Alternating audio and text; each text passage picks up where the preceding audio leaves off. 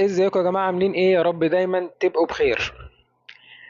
هنتكلم النهاردة ان شاء الله عن تصريح خزعبلي كابتن جمال عبد الحميد كالعادة. بيفاجئنا طبعا بتصريحاته الجميلة جدا والمشوقة كالعادة. الموضوع المهم جدا بقى، والموضوع اللي مش عايز يخلص وبقى دمه تقيل قوي على قلبي وعلى قلب كل الأهلاوية، موضوع وسام ابو علي. بس انا شايف بغض النظر يعني في ان الموقف نفسه، ان موضوع وسام ابو علي انا شايف الاهلي بيتعامل فيه باحترافيه كبيره جدا، يعني ده اللي انا شايفه لغايه دلوقتي في الموضوع يعني. اللاعب هو اللي مش بروفيشنال لغايه دلوقتي مع النادي. نبدا بتصريح كابتن جمال عبد الحميد. تاني ورجعنا كلاكيت للمره المليون. كابتن جمال عبد الحميد بيقول الزمالك بطل ابطال افريقيا، يعني 4 ابطال. تمام. فاز على الاهلي في السوبر الافريقي، والاهلي اقوى فريق في افريقيا، وفاز على بيراميدز في الكاس، وبيراميدز بطل افريقيا. يبقى الزمالك بطل ابطال افريقيا. 18 ابطال في بعض، ماشي. مفيش مشكله يعني يا كابتن جمال، ماشي. هقول لك ماشي، اصل هقول لك ايه يعني، هرد عليك اقول لك ايه، خلاص. كل عيش يا كابتن جمال، احنا عارفين انت بتاكل عيش وعايز تلف على البرامج وعايز تكسب فلوس وعايز اسمك يتقال وعايز تبقى ترند وهكذا. فقشطه عادي، كل عيش وربنا يكرمك ويرزقك يا رب على قفا المجانين. موضوع وسام ابو علي. طبعا حصل استبعاد لوسام ابو علي من معسكر تونس. قرر الكابتن محمد يوسف المدير الرياضي عقب التشاور مع خوسيه ريبيرو المدير الفني للفريق استبعاد وسام ابو علي من بعثه الاهلي المتجهه الى تونس غدا الجمعه لاقامه معسكر الاعداد خلال فتره من 18 الى 26 يوليو الجاري. جاء ذلك نظرا لعدم قيام اللاعب باجراء القياسات البدنيه والاشعاعات والفحوصات الطبيه في المواعيد المحدده، فضلا عن غيابه عن التدريبات والجلسات العلاجيه بدون اذن. يعني وسام عامل زي نظام ايه، متمرد على النادي وبيلوي دراع النادي علشان خاطر الراجل عايز يمشي. ماليش دعوه انتوا بقى هتاخدوا فيها مليون، هتاخدوا فيها ربع جنيه، هتاخدوا فيها نص جنيه، المهم ان انا عايز امشي، انا عايز مصلحتي، ماليش دعوه باي حد ولا باي حاجه، انا دلوقتي باصص لمصلحتي فقط لا غير. هو ده بس اللي باصص له حاليا وسام ابو علي. معرفش بصراحه يعني الناس بتبقى كويسه جدا واللعيبه بتبقى كويسه جدا ومتالق وفي قمه عطائه، بيفكر تفكير مادي بحت. فبالتالي بعد سنه يعني او بعد ما يطلع من الاهلي مش هنسمع اسمه زام. خلاص مفيش مشكله، هو الراجل مش عايز يتذكر اسمه ولا عايز يتشهر، انا عايز فلوس. تمام، بس هتوصل لمرحله الفلوس اللي انت عايزها وتاخد الفلوس اللي انت عايزها، هترجع تاني تلف وتدور، وحصلت مع لعيبه كتير. هترجع تاني تلف وتدور عن الشهره، عن النجوميه. انا عايز اتشهر، انا عايز.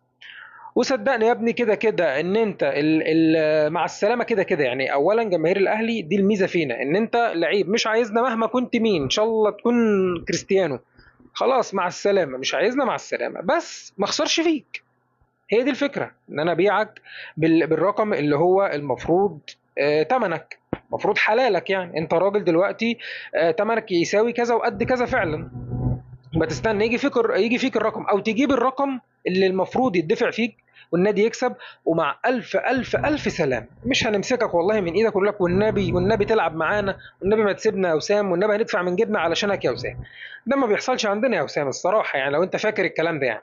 عادي هيلعب دلوقتي، هنلعب عليك محمد شريف وهنلعب عليك اي حد لو ما جبناش مهاجم حتى بدالك يعني. فعادي يعني، في عندنا 2 مهاجمين زي الفل، مفيش مشكله خالص. يعني عندنا الجراديشار وعندنا محمد شريف، الناس هتأدي الغرض وزي الفل او هتلعب. والاهلي كمان عادي، الاهلي انت بتلوي دراعي، طب اهو مجرد طلعك خالص من القائمه ان انا اجيب مهاجم تاني تقيل، فده معناه ان انت مش هتلمس الكره عندي غير لما يجي لك عرض كويس بقى خلال الاربع سنين اللي باقيين لك في عقدك بقى. طالما جبت مهاجم تاني يعني انا كده بقول لك مع السلامه لما تجيب له عرض، فخليك قاعد دكه بقى لما تجيب له عرض. يعني ما تجيبش اخر النادي خالص عشان لو ما جالكش عرض وما مشيتش تلعب. ده المفروض يعني ده الصح، المفروض وسام يعمله. أم، في واحد اسمه ادم وطني، انا لسه اول مره اقرا الاسم ده، اول مره اعرفه. مكتوب ادم وطني وسيط صفقه وسام ابو علي. ما اعرفش ده وسيط، هل ده وكيله، وكيل اعماله يعني او مدير اعماله، ولا وسيط ده واحد مثلا جايب له العرض ولا ايه، ايا يكن. قال تصريحات طبعا ليلا كرة. نسمع بقى التصريحات. قال نادي كولومبوس الامريكي لن يتفاوض مره اخرى مع الاهلي، وربما الصفقه فشلت. عرض كولومبوس كانت قيمته 5 مليون و250 الف، ونجحت في رفعه الى 7.5 مليون دولار، ومليون دولار اضافات، بالاضافه الى 15% نسبه اعاده بيع. وهذا العرض تاريخي بالنسبه للاعب في الدوري المصري ويبلغ عمره 26 عاما. لا هو مش تاريخي بالنسبه لامكانيات وسام، سيبك من لاعب مصري وسيبك من القصه دي كلها. انا ما بتكلمش على لاعب مصري، انا بتكلم تقريبا على لاعب بامكانيات اوروبيه جباره.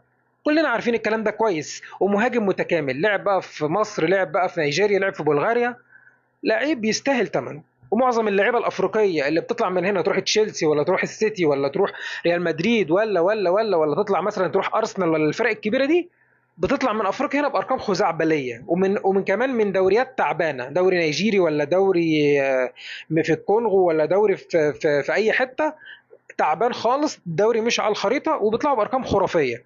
فبلاش بقى قصه اصل دوري مصري فيعني يا ريتهم وافقوا، اصل ما كانوش يحلموا باكتر من كده، لا.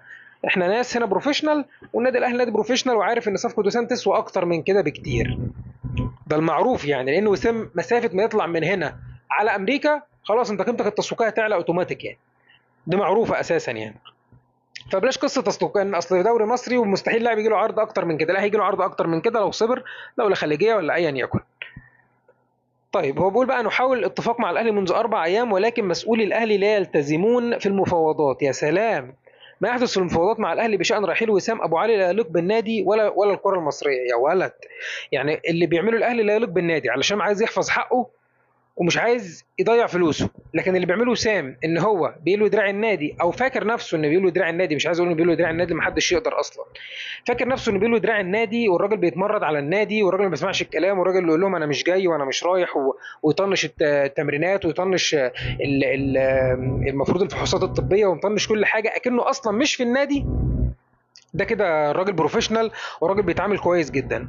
فطبيعي يا استاذ ادم ان انت لازم تقول كده، لان انت طلع لك مصلحه حلوه طبيعي، فانت عايز تتم الصفقه. وسام عايز يروح ياخد له ال3 ولا 4 مليون دولار في السنه اللي هياخدهم، وانت عايز تطلع بالنسبه المحترمه اللي انت عايز تاخدها، والنادي الاهلي مش مشكله يخسر، دي مش قصتنا. بس هو ده ملخص الحوار. فلا انت بروفيشنال ولا وسام بروفيشنال. بروفيشنال لازم كل الاطراف تتراضى، ولازم كل الاطراف يبقى واصلها حقها. هنا ساعتها لو طرف اخل بالاتفاق يبقى مش بروفيشنال. زي وسام كده، احنا متفقين معاك يا ابني 2029 انتهى عقدك، عايز تمشي دلوقتي مفيش مشكله يا ابني، احنا عارضين فيك تمن كذا هاته وامشي. بروفيشنال لغايه دلوقتي يقول لك لا ماليش دعوه انا عايز امشي، لا ماليش دعوه اي رقم يجي لي بس امشي، كده هو بروفيشنال يعني. فطبعا الاستاذ ادم مالكش فيه وما يخصكش، لان انت شكلك كده يعني ايه، عايز تطلع بالمصلحه وخلاص، هو ده اللي في دماغك يعني.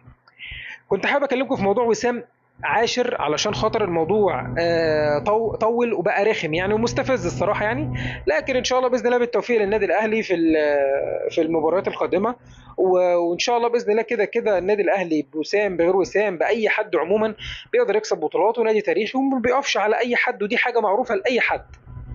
شكرا انكم سمعتوني، السلام عليكم.